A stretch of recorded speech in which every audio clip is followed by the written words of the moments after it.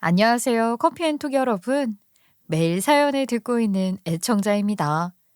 세상에 벌어지는 많은 일들을 저도 보면서 이럴 땐 이렇게 말해야 하는구나. 이럴 땐 이렇게 대처해야 하는구나 하며 저도 많이 배우고 있어요. 여러분들의 사연으로 해안도 생기고 지혜도 얻고 있답니다. 그럼에도 불구하고 당황스러운 일이 생기면 마음먹은 것처럼 움직여지지 않더라고요. 그래도 잘 대처해서 지지 않고 제 인생을 살아가고 있거든요. 저의 황당한 사연도 누군가에겐 도움이 되길 바라며 제 이야기 시작해 보겠습니다. 저희 아버지는 건설 현장에서 일하시고 현장의 책임자입니다. 그래서 저희 집에는 차가 두 대가 있는데요. 한 대는 일반 승용차이고 한 대는 트럭이에요. 회사 일을 빠르게 처리하기 위해 아버지가 개인적으로 구비해 놓은 거예요.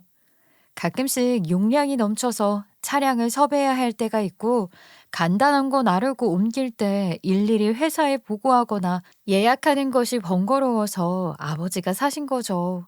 정말 회사 일에 진심인 분이십니다. 가뜩이나 열일하는 우리 집 트럭을 저희 아버지보다 더 자주 애용하는 사람이 있어요.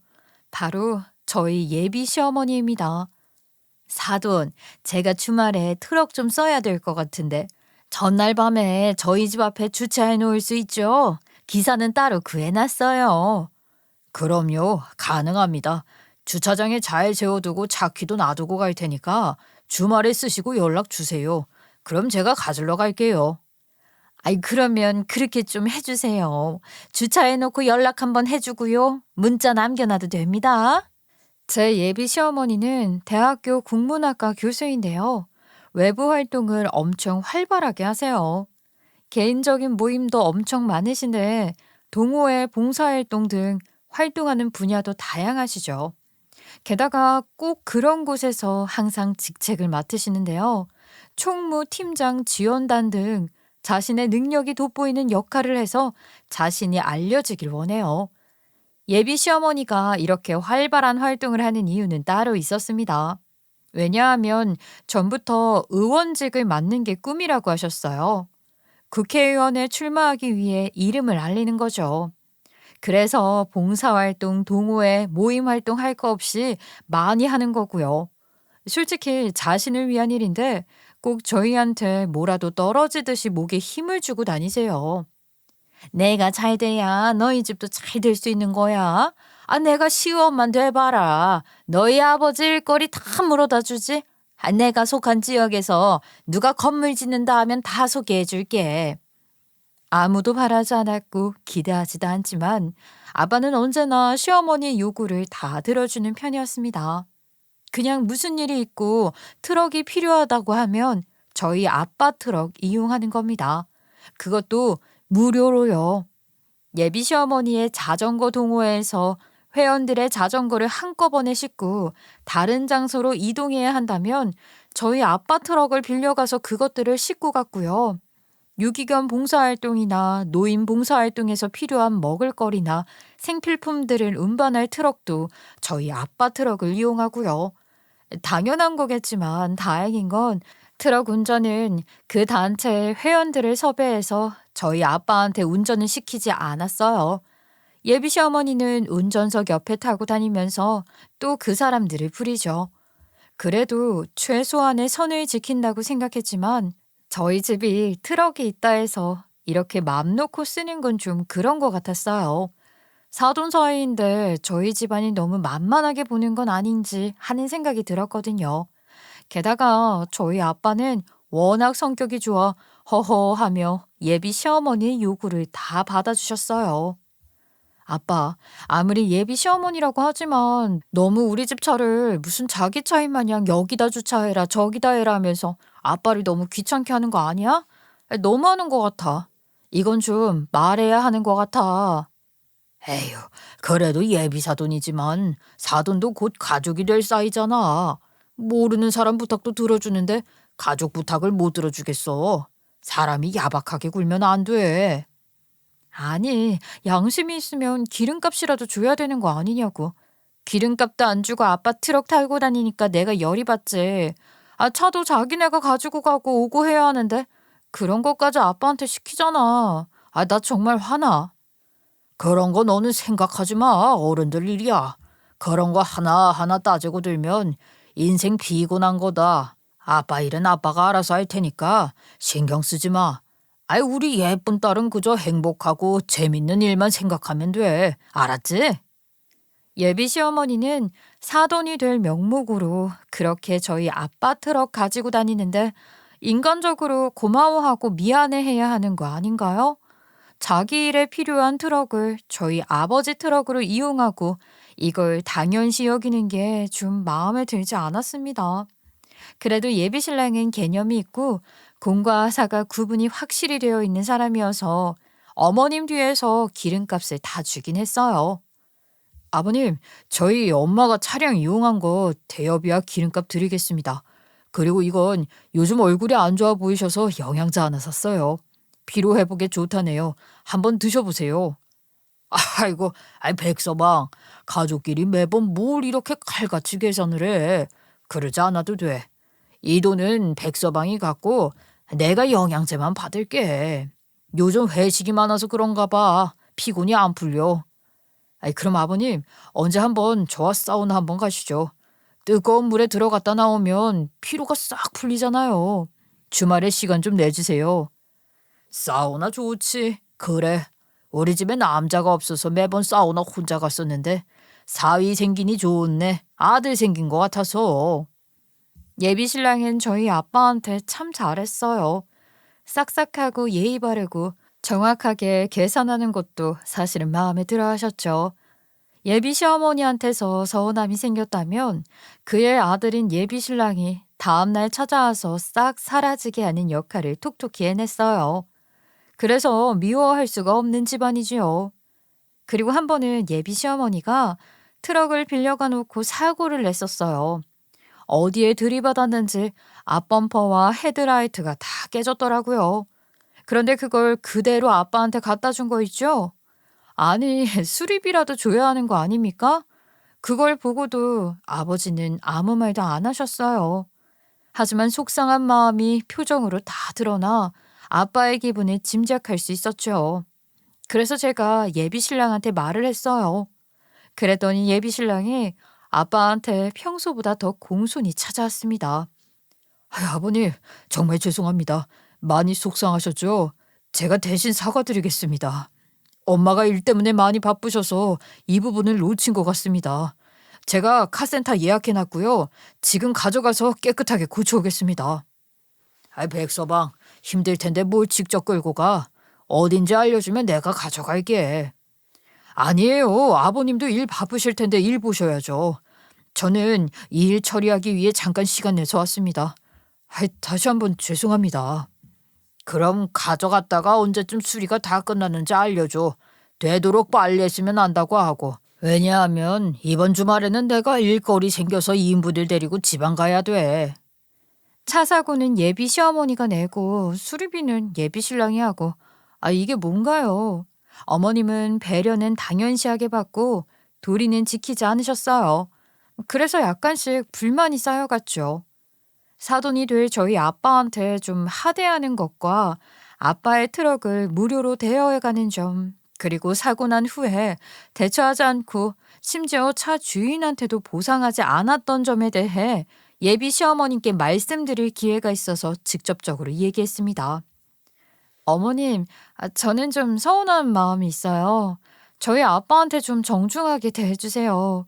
사돈이 될 사이이신데 아랫사람한테 하는 것처럼 말씀하시는 거 저 솔직히 보기 힘들어요. 어머, 내가 그렇게 말하디?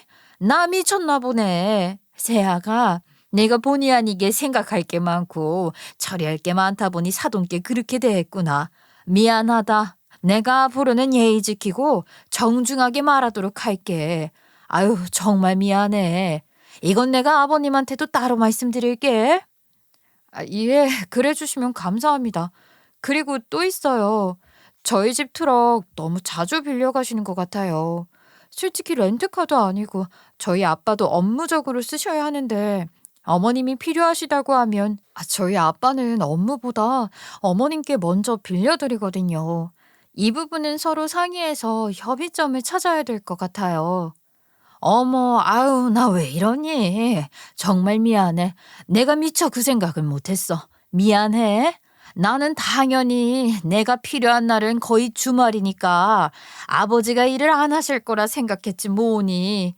하긴 생각해보니 건설 현장이 평일 주말 따로 없는데 말이야. 아휴, 미안해. 내가 이 부분은 명확히 아버지와 상의할 거고 나도 웬만해서는 안 빌리려고 하지. 아유, 나도 염치가 있는데. 그런데 나도 급할 때는 네 아버지가 생각이 나더라.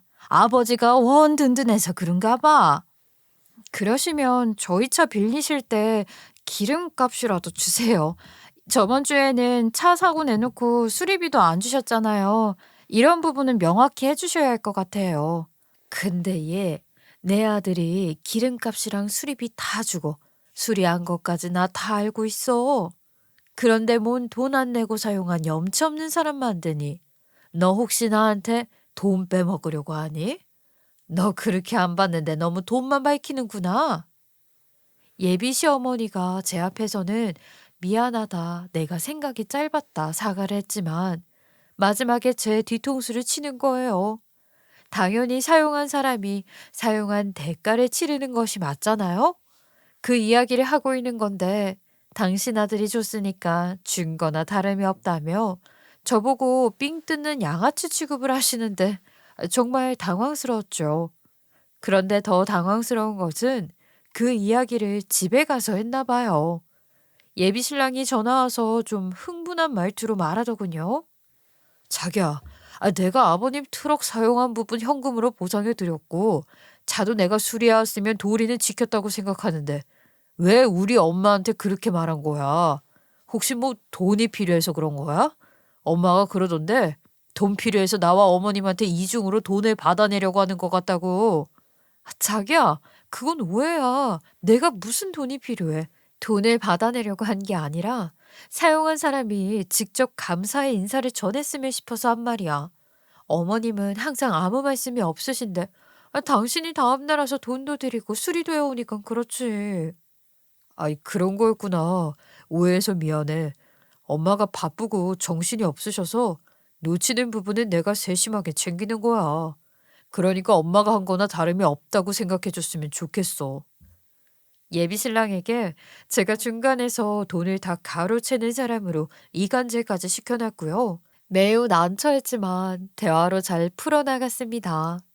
예비 신랑의 가장 큰 장점이 세심한 거예요. 그렇기 때문에 어머님의 뒤치다꺼리를 다 해온 거고요. 이번 이간질에서도 이렇게 잘 풀어갔죠. 그런데 말싸움에 약간 피곤한 감이 있긴 하지만 예비 시어머니께 말을 잘했다는 생각이 들었던 건요. 제가 불편한 마음을 말씀드리자 그 다음부터는 저희 아빠한테 트럭 빌려달라는 소리를 안 하시더라고요. 저희 엄마 아빠도 정말 착한 사람들이라 제가 예비 시어머니 심기를 건드려서 트럭을 안 빌려가는 거 아니냐고 되레 전전긍긍하셨어요. 아유, 아무래도 그때 네가 예비 시어머니한테 뭐라고 해서 이제 차도 안 빌려가는 것 같아. 어떻게 마음 많이 상했나 봐. 그러니까 너는 가만히 있으라고 했잖아. 어른들 일이야. 마음 상하셨으면 어떡하냐. 괜히 말해가지고 일이 더 커졌네. 아니, 그래도 어떻게 보고만 있어요. 자식된 입장에서는 두 분 그런 상황에 있으면 화가 안 나겠어요? 전 오히려 잘 됐네요. 아빠한테 자기 직원 부리듯 하는 말도 너무 싫었고, 자기 물건도 아닌데 소중하게 다루지 않는 것도 싫어요. 이참에 잘 됐어요. 그러지 말아라. 그 집과 결혼할 사이고 네 시어머니가 보통 사람이냐. 교수잖아. 백서방도 직업 괜찮고 집안도 많이 차이 나는데 이런 거라도 해주고 싶은 거야. 이렇게 해서라도 너 잘 봐주면 감사하지. 아이, 아빠는 아무렇지 않어. 어느 자식이 부모가 무시당하는 거 보고만 있어요? 그리고 아빠, 엄마, 딸 그렇게 호락호락한 사람 아니야. 우리 집이 꿀릴 게 뭐가 있어?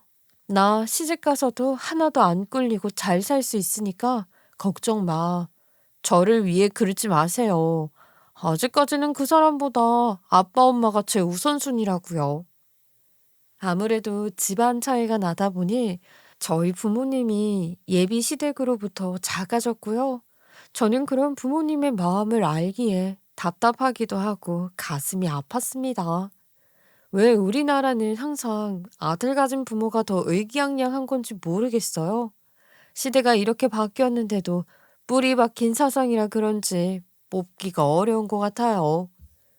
내 딸은 똑순이라 잘 살 거라고 생각하지.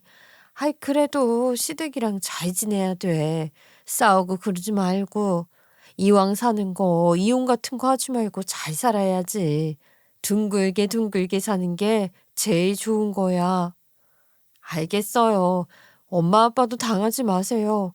저희 예비 시어머니 보통 사람 아닌 거 알지만 엄마 아빠가 예비 시어머니한테 끌려다니는 모습 보면서까지 결혼하고 싶지 않으니까요. 하고 싶은 대로 하면서 사셨으면 좋겠어요. 역시 모든 건 대화를 하면 다 통하는 것 같아요. 제 입장과 제 생각을 부모님께 충분히 말씀드렸더니 엄마 아빠는 더 이상 예비 시어머니한테 불필요한 친절은 하지 않기로 하셨죠. 결혼 전에 이런 잡음이 있긴 했지만 결혼 준비는 잘 되어 갔고요. 대망의 상견례 날이 다가왔습니다. 양가 부모님들은 이미 다 아는 사이이긴 했지만 상견례를 생략할 수는 없었어요. 왜냐하면 예비 시어머니는 계획이 다 있었습니다. 예비 시어머니가 요즘 말로 핵인싸라고 했잖아요. 예비 시어머님의 동호회 사람 중 이 지역에서 유명한 식당을 운영하시는 분이 있대요. 꽤나 유명한 식당인데 거기 식당 주인하고도 잘 아는 사이니까 그 집 매출을 올려드리고 환심을 얻으려는 계획이 있었던 거죠. 그래서 상견례 장소도 자기가 아는 곳으로 잡은 거예요.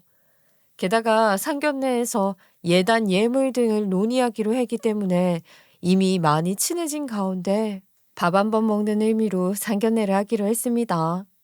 저는 부모님을 모시고 상견례장에 가려고 아침 일찍부터 서둘렀어요.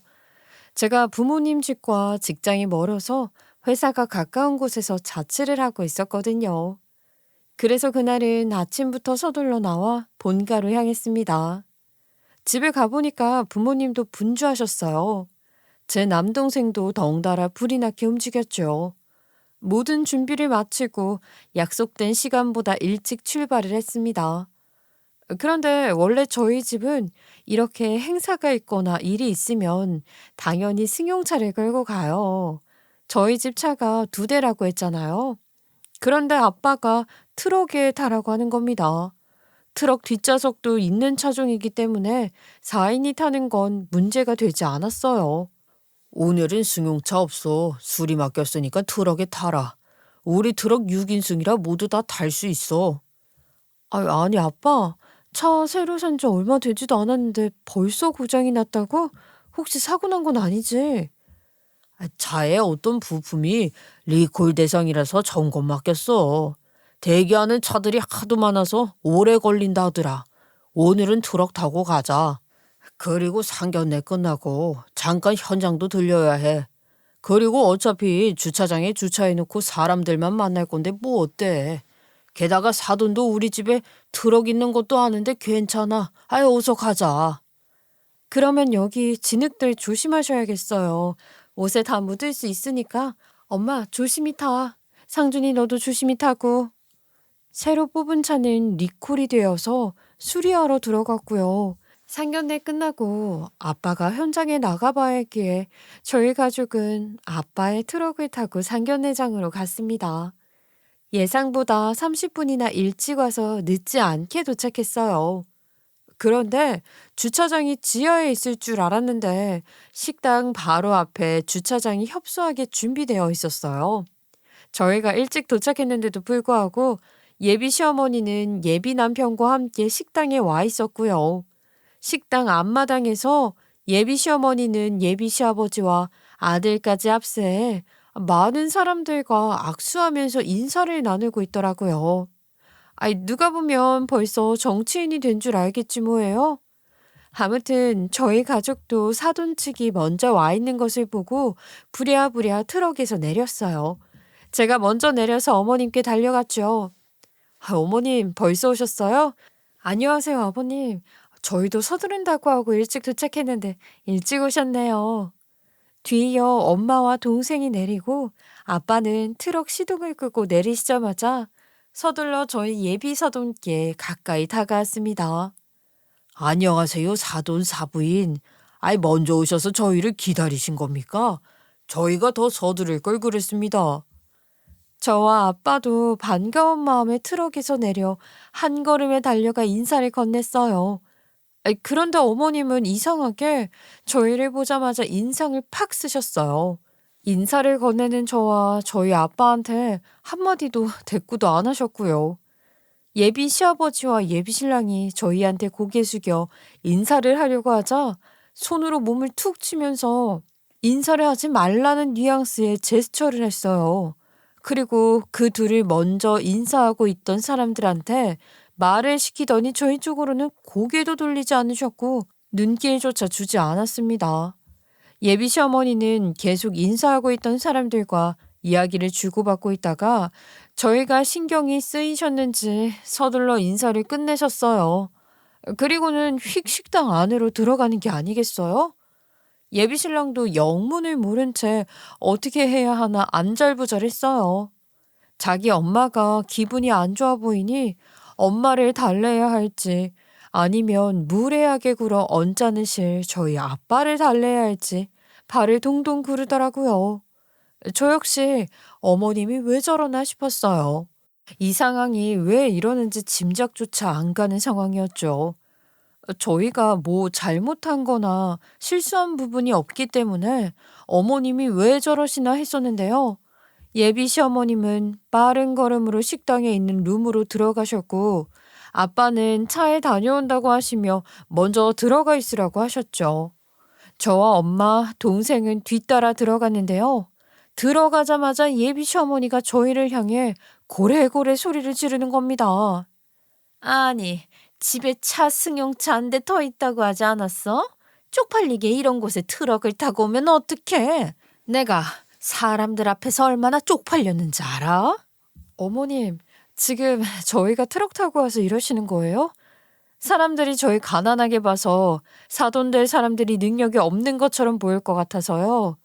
남의 이목이 신경 쓰여서 지금 사돈 될 사람인 제 부모님한테 이렇게 화내시는 거예요? 그래, 내가 못할 말 하는 거니?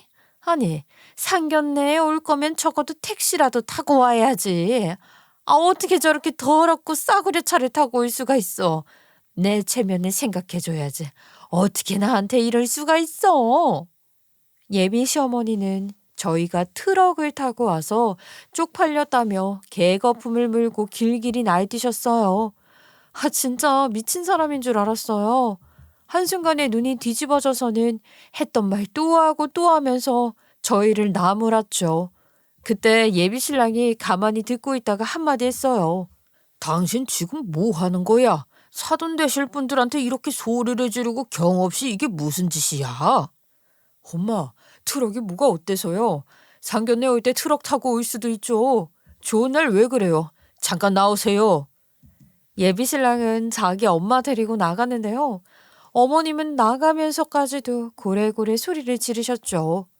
상견례 하면서 많이들 싸운다고 하는데, 이건 진짜 말로만 들었지 이런 일이 저한테 일어날 줄 누가 알았겠냐고요. 저도 너무 당황스럽고 화가 났습니다. 몇 분 뒤 다시 돌아온 예비 시어머니는 좀 진정이 됐을 줄 알았는데 여전히 흥분한 모습 그대로였습니다. 이건 해도 해도 너무하잖아. 내가 다른 걸로 뭐라 해? 그저 내 체면, 내 얼굴, 내 평판 깎이는 행동 하지 않아주는 게 그걸 못해? 이게 가족이야? 사부인, 저희가 트럭 타고 온 게 잘못이라 하면 사과드리지요. 죄송합니다. 그러니 노여움 푸시고 좋은 날 좋은 이야기 나눕시다. 이 상황을 빨리 무마시키고 싶은 엄마는 잘못한 게 없는데도 불구하고 사과를 했어요. 사과를 왜 해요? 제가 정말 그때 속이 터질 것 같았어요. 내가 지금 진정하게 생겼어? 정말 수준 차이 나서 결혼 못 해 먹겠네. 이래서 비슷한 사람끼리 만나야 하는 거야. 아이, 사부인, 그게 무슨 말씀이세요? 저희가 지금 수준이 떨어진다는 얘기입니까? 아이, 고작 트럭 타고 왔다고 수준 차이 발언까지 하셔야겠어요. 그러자 예비 시아버지도 엄마 편을 들며 얼굴이 시뻘개져선 죄송하다고 하더라고요. 당신 그만두지 못해? 말을 총독껏 해야지. 이게 무슨 결례야. 경 없는 건 당신이야. 어서 사과하지 못해? 저 사돈어른, 죄송합니다. 이 사람이 지금 제정신이 아닌 것 같네요. 저 상견례는 다음에 하는 게 좋을 것 같습니다만. 예비 시아버지가 사과하고 다음에 만나자고 하고 있는 와중에 어머님이 그 말을 끊고 할 말이 더 남았는지 폭주를 하셨어요. 다음은 무슨, 내가 그동안 참고 참았어? 내가 솔직히 너 마음에 안 들었는데도 내 아들이 좋다고 해서 참았다? 아니, 교수 집안이랑 일개 노가다꾼 집안이랑 사돈 맺는 게 말이나 돼? 내가 우리 큰아들 장가 보내는 거 실패해서 둘째 아들은 어떻게 해서든 장가 보내려고 내가 참고 있었다. 지가 좋아하는 여자랑 결혼시켜주려고 하는 건데 내가 간신히 참고 있었다 이 말이야. 이렇게 참고 결혼을 시키는 건데 아유, 안 되겠어. 내 얼굴에 먹칠을 하는 것도 아니고 똥칠을 하는 집구석이랑 어떻게 사돈을 맺어? 예비 시어머니는 결국 속에 있는 모든 말들을 다 이야기하면서 소리를 지르셨죠. 눈이 뒤집혀서 사돈이고 식당 주인이고 자기 체면이고 뭐고 간에 그땐 배는 게 없을 정도로 미쳐 있었어요. 저희 엄마는 웬만하면 참는 분이신데 그때는 화가 많이 나셔서 폭발하기 일보 직전이었죠. 사실 예비 신랑은 형이 있는데요. 자기 엄마 때문에 파혼을 4번이나 했습니다. 결국 모든 결혼에 실패하고 비혼주의자가 되었다고 해요. 그 후로 부모 원망 많이 하시고 연을 끊다시피 하며 살고 있다고 합니다. 그런 상황이니 둘째 아들마저 잃을까봐 자기 하고 싶은 대로 결혼을 하라고 한 거예요. 제가 마음에 안 들었을 줄은 몰랐지만 이렇게 대놓고 저희 부모님 앞에서까지 이야기를 하시니 저도 당연히 속상했고요. 저희 부모님도 속상하셨죠. 이렇게 경우 없이 자기 하고 싶은 말을 하는 게 어디 있나요? 그리고 저희가 무슨 죄를 졌나요? 큰 실수를 했나요? 그런 것도 아닌데 왜 이렇게까지 난리를 치는지 정말 짜증이 났어요. 계속 어머님이 저에 대해 안 좋게 말씀하시고 저희 가족들 표정도 심상치 않으시니 예비 남편이 나섰습니다. 그는 자기 엄마 입을 자기 손으로 막았어요. 엄마, 입 좀 그만 여세요. 뚫린 입이라고 지금 아무 말이나 다 뱉는 거예요. 그만 하시라고요. 아유, 이거나 이 녀석아, 아파 죽겠네. 좀 제대로 된 애를 데리고 왔으면 이런 사단이 났겠어? 아, 너 근데 지금 엄마한테 뭐 하는 짓이야? 내가 뭐라도 돼요? 엄마가 뭐 대단한 사람이라도 되냐고요. 어차피 다 월급 받고 사는 사람들인데 뭐 그렇게 대단하다고 사람을 무시해. 어디 가면 비웃어, 알아? 그만 말하고 이리 나와요. 나오라고. 예비 신랑은 이상하리만큼 무력으로 자신의 엄마의 만행을 말렸어요. 그래요. 당연히 자기 엄마가 미친 짓 하니까 화가 났겠지만요. 근데 원래 예비 신랑도 엄청 조용조용한 성격이고 화가 나도 조용조용하게 행동하거든요. 절대로 자신의 감정을 잘 표현하지 않는 스타일인데 그날따라 많이 달라 보였어요. 자기 엄마 입을 막 막지를 않나. 그래도 어머님이 멈추지 않았지만요. 아들의 손길을 피하자 예비 신랑은 손바닥으로 자기 엄마 얼굴을 치고 약간의 주먹질까지 하더라고요. 이 녀석이 너 지금 이게 무슨 짓이야? 저리 안 가? 나 아직도 할 말 많고 오늘 아주 단판을 지을 거니까 너나 나가 있어. 뭘 단판 줘? 그만 좀 하시라고요. 뭘 나가 있어? 엄마가 나가. 쪽팔린 건 엄마라고. 아직도 모르겠어? 자신한테 과감 없이 대드는 아들을 보고 예비 시어머니도 좀 많이 놀라신 모습이었어요. 저도 그런 모습 처음 보고 놀란 건 마찬가지였거든요. 한편으로는 저랑 저희 집안을 이 정도로 생각하는구나 고맙기까지 했지만요. 예비 신랑이 좀 과한 액션이 있긴 했어요. 그때 차에 갔다가 온다는 저희 아빠가 룸에 들어왔고 이 난리 난 상황을 다 보게 된 겁니다. 마침 잘 들어오셨네요. 아니 어떻게 상견례에 오는데 트럭을 타고 올 수가 있어? 나 엿먹이려고 작정했어요. 내가 여기 아는 집이라고 말했어 안 했어? 이런 거지 같은 모습 보여주고 싶은 거야 뭐야? 아니 뭐 나 거지예요라고 자랑하는 거야? 역시 없는 것들이랑은 상종을 하지 말았어야 했는데 아유 수준 차이하고 참 진짜 다들 한 방씩 먹여주고 싶네. 1절만 하면 됐지. 저희 아빠가 오자마자 2절, 3절에 10절까지 아주 되역죄를 지은 것처럼 트럭 타고 온 저희를 질타했습니다. 없는 것들은 받아주면 같은 급이 되는 줄 아나 봐죠. 저 봐봐. 다들 본인들도 심각한 거 하니까 아무 소리 못하는 거잖아. 입 들려 있으니 아무 말이라도 해봐. 멍멍 짖어보기라도 하라고. 벙어리 됐나 말 못하겠지? 등신들, 좀 머저리들. 아 됐어. 더 두고 볼 것도 없어. 나 먼저 일어난다. 알아서들 가셔. 그 말을 듣고 있던 아빠가 얼굴이 새빨개지시더니 갑자기 예비 신랑에게 다가가서는 뺨을 후두려 쳤어요. 어머, 당신 지금 이게 무슨 짓이야? 어디서 감히 우리 아들을 쳐? 네가 뭔데 우리 아들을 쳐? 네가 뭔데? 예비 시어머니는 자신의 아들 뺨을 갈긴 저희 아빠의 멱살을 잡았고요. 저희 아빠는 그 손에 패대기 쳤습니다. 그랬더니 바닥으로 떨어졌죠. 예비 시아버지도 저희 아빠가 예비 신랑의 뺨을 갈긴 것에 대해 많이 놀란 눈치였지만 그럴만하다는 모습이었습니다. 아빠도 화가 많이 났는지 표정이 매우 안 좋았고요. 떨어진 예비 시어머니한테 눈길 한번 주지 않고 예비 신랑을 똑바로 쳐다보며 말했습니다. 자네, 자기 부모 하나 컨트롤하지 못하면서 무슨 결혼인가? 결혼 생활 안 봐도 뻔하지. 이 결혼은 없던 일로 하세. 파혼이야 파혼. 아버님, 안 돼요. 절대 안 됩니다. 제가 다 수습하겠습니다. 그러니까 파혼만은 하지 말아주세요. 네? 지금 이런 상황에서 파혼 얘기 안 꺼내면 그게 호구지, 그게 바보 천치지. 내 새끼 당하고 내 가족이 당하고 있는데 그걸 보고만 있으라는 거야? 그리고 자네, 잔말 말고 내가 준 돈 다 가져와 당장. 돈이요? 아빠, 돈이라고 하셨어요? 이 사람한테 뭐 돈 줬어요? 무슨 돈이요? 얼마요? 너 사돈한테 돈 껐어? 이 녀석아, 왜 이렇게 둘 다 패를 끼치고 다녀? 그 말에 아빠는 그동안 저도 다른 가족도 모르고 있었던 엄청난 사실을 밝혔습니다. 제 차 팔아서 그 집 아들한테 줬습니다. 투자 잘못해서 돈을 다 날렸다고 저한테 찾아왔더군요. 그 돈이 결혼 자금이었는데 빈털터리가 되었다고요.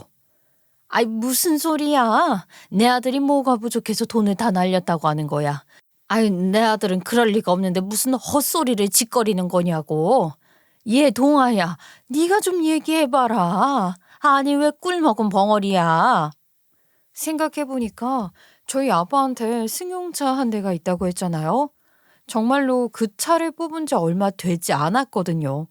저도 몇 번밖에 보지 못했는데 어느 날부터 차가 안 보였어요. 그럴 때마다 저는 다른 곳에 세워졌나 하고 넘겼는데 오늘도 차를 수리 맡겼다고 하니 이해가 안 되긴 했죠. 근데 알고 보니까 아빠가 차를 판 거였어요. 예비 사위를 위해서요. 예비 신랑은 대기업에 다니고 대학생 때부터 아르바이트를 꾸준히 하며 돈을 모을 정도로 착실한 사람이에요. 적금이 제일 안전하다고 생각하는 사람이어서 주식이나 투자 같은 건 전혀 하지 않는 사람이었고 앞으로도 하지 않을 거라고 했었던 사람이었어요. 그런데 무슨 영문인지 투자라니요. 그리고 무슨 일을 하기 전에 사전조사를 다 하고 절대 손해보는 일은 시도조차 하지 않는 사람인데 투자를 했고 다 잃었다니요. 성급한 모습에 제가 아는 사람이 맞나 싶었어요. 그 집 아들이 저를 찾아와 기다렸었습니다. 우리 딸이랑 결혼을 너무 하고 싶은데 더 호강해주고 싶어서 투자를 했다가 다 잃었다고요. 투자 잘못해서 결혼 자금 다 날렸고 울면서 이야기하는데 저한테 묻더군요. 계약금 넣어야 할 돈이 당장 필요한데 어떻게 해야 하냐고. 그래서 어떻게 해요? 자기 부모가 있는데도 말 못할 이유가 있을 테니 장인인 내가 도와줄 수밖에요. 그래서 내 차 팔아서 그 집 아들한테 빌려준 겁니다. 제가 트럭 타고 올만하지요? 예비 시어머니와 예비 시아버님이 크게 놀라셨어요. 자신의 아들이 이런 일을 벌였다곤 상상도 못했을 테니 놀랄 만도요. 저 역시 많이 놀랐습니다. 그래서 제가 제 차까지 팔아서 이 녀석한테 쥐어줬습니다.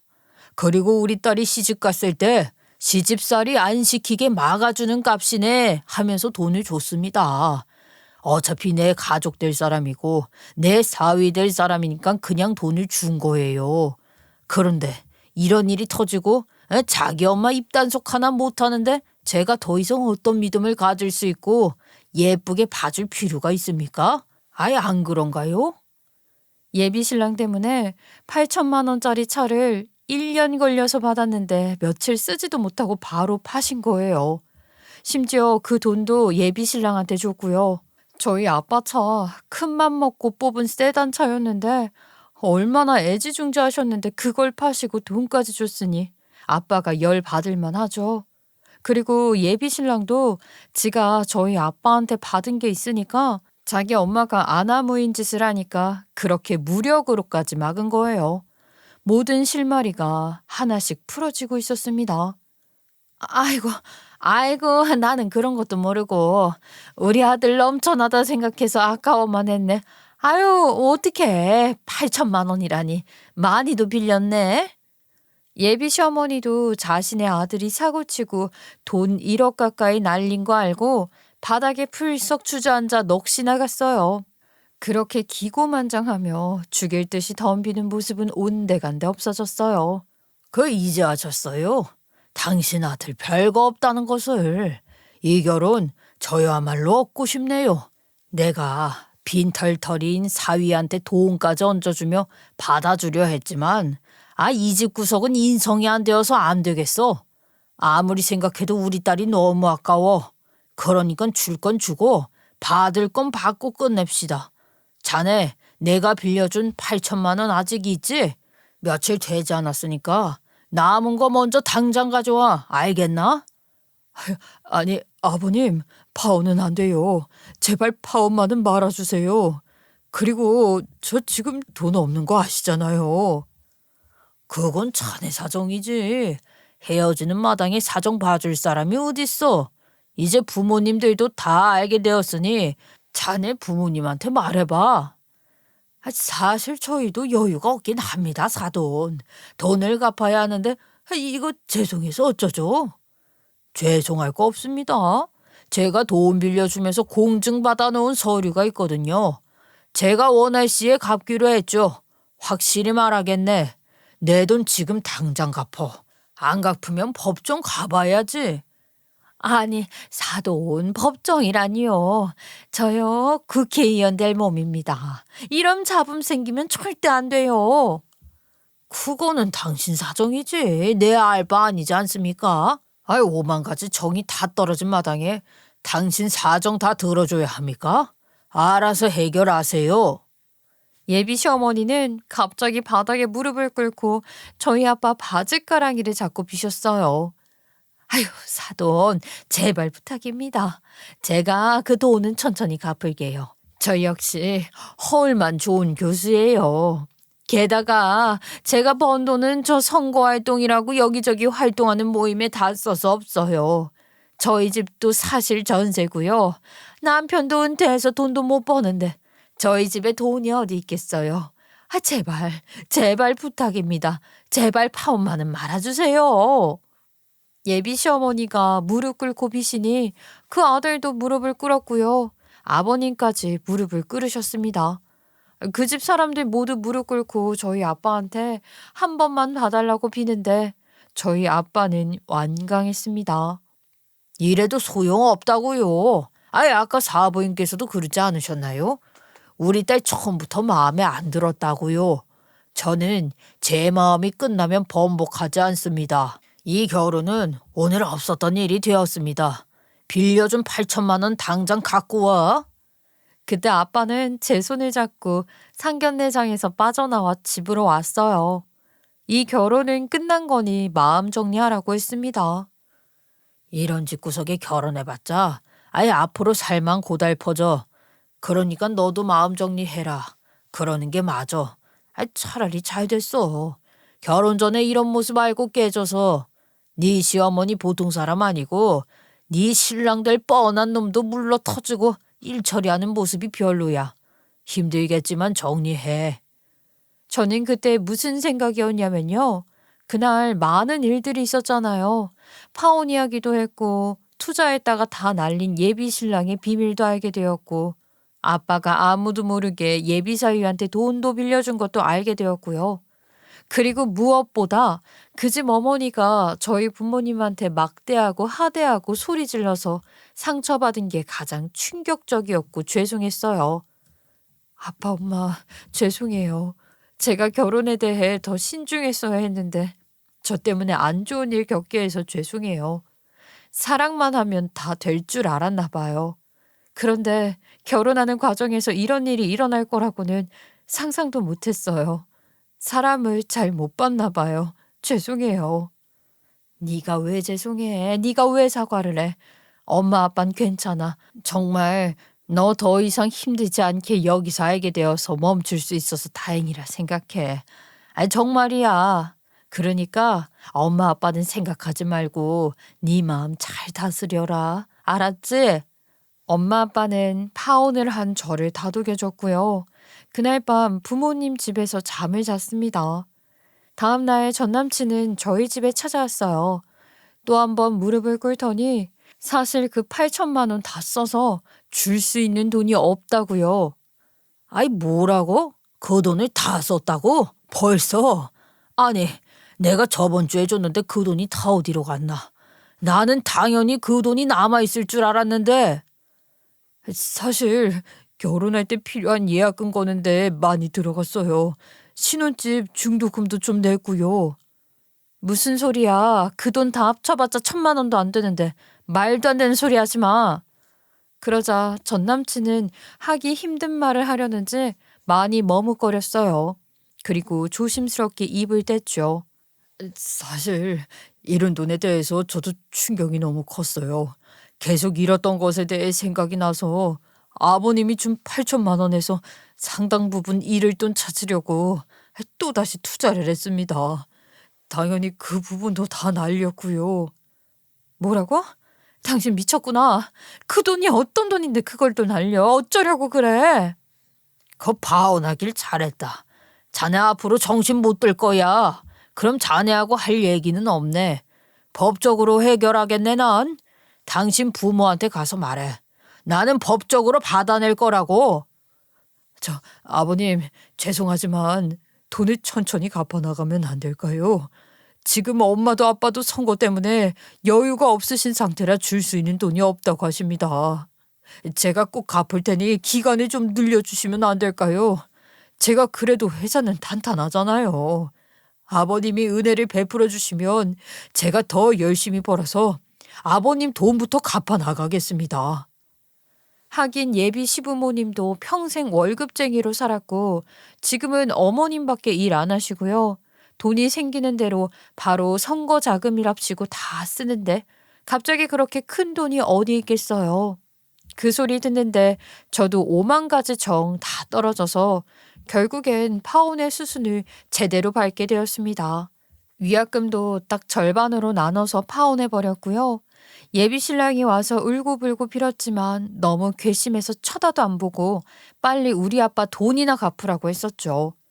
결국 이전 예비 시댁 인간들은 우리 아빠한테 돈을 갚아야 되는 상황에 이전 예비 시어머니는 정신 못 차리고 작년에 치른 2022년 6월에 지방선거 나간다고 공천 받으려고 별짓거리 헛짓거리 다 하다가 공천도 못 받고 여기저기 돈만 많이 쓰고 돈 다 날려서 지금은 투잡 뛰고 있다고 합니다. 그리고 전 남친은 한 달에 한 번씩 아빠한테 이자까지 쳐서 돈을 갚고 있는 중인데 빨리 그 인간이 돈을 다 갚아야 이 악연도 끝이 나는데 빨리빨리 갚았으면 좋겠어요. 한 번은 저한테 모르는 번호로 연락이 와서 전화를 받았는데 예비 시모였던 여자더라고요. 제가 다 차단을 해놨었는데 그걸 알고 모르는 번호로 연락이 온 거죠. 예, 잘 지내고 있지. 네가 우리 집 식구들 번호를 다 차단했는지 전화를 안 받아서 모르는 전화로 했다. 불쾌한 건 아니지? 매우 불쾌한데요? 무슨 일이세요? 왜 전화를 하셨냐고요?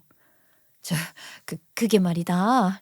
그 빚 갚는 기한을 조금만 더 늘려줄 수는 없겠니? 내가 이번 선거도 망하고 투자까지 뛰면서 하루에 4시간밖에 안 자는데도 돈이 모이지가 않는다. 나한테도 빚이 있다 보니까 그것까지 갚으려고 하니까 우리 집이 많이 힘들어. 빚쟁이들이 하는 레파토리 다 똑같이 하고 있네. 아줌마, 기한 내에 빚 못 갚으면 재판할 테니까 그렇게 하세요. 공증받은 거 다 있잖아. 그전에는 저희 집 개무시했으면서 이제 와서 왜 빌빌대세요? 이제 알겠죠? 사람 무시하면 안 된다는 거. 당신은 우리 부모님의 호의를 권리로 생각했고 그 권리로 하지 말아야 될 말까지 한 사람이야. 염치도 없이 지금 어디다 대고 전화질이야. 미안하다. 제발 우리를 불쌍하고 가엾게 생각해주면 안 돼. 그 여자 말 끝까지 들을 필요가 없어서 바로 전화 끊어버렸네요. 이번 일을 통해 깨닫게 된 게 정말 많아요. 그중에 사람이 독해질 수밖에 없다는 생각이 들었어요. 그렇게 정이 많고 속이 무른 저희 아빠 엄마도 이런 일을 당하자 단호하게 일 처리를 확실하게 하셨잖아요. 그 모습에서 많이 배웠고요. 저는 남은 인생 독하게 살아야겠다는 생각을 갖게 되었습니다. 부모님이 이런 일을 당하게 해서 저는 많이 죄송했어요. 착하고 성품이 올곧은 우리 엄마 아빠를 제가 안 좋은 일을 당하게 한 것 같아서 제가 제대로 된 남자를 만났으면 우리 엄마 아빠 평생 좋은 생각만 하시고 좋은 마음으로 사셨을 텐데 말이죠. 최대한 부모님 마음 달래가며 저도 사람 거르는 눈 좀 키우며 열심히 살려고 합니다. 이런 경험 2번 다시 하고 싶지 않거든요. 저 더 지혜롭게 잘 살아갈 수 있겠죠. 여러분 응원 부탁드립니다. 제 사연은 여기까지이고요. 저의 긴 사연 들어주셔서 감사합니다.